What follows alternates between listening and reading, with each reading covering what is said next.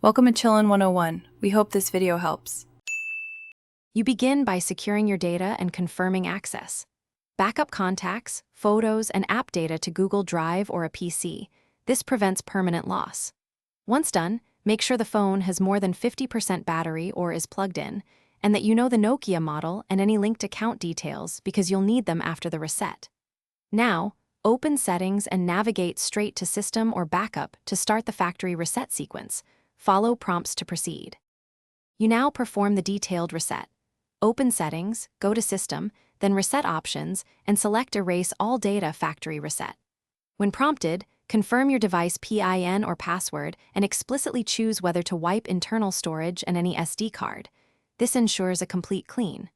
Once you confirm, the phone will prepare and reboot into the reset routine.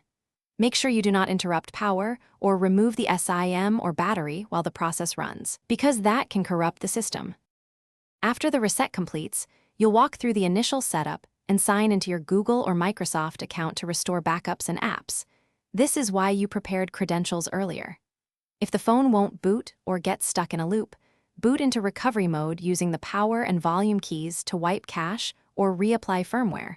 This fixes many mid-process errors.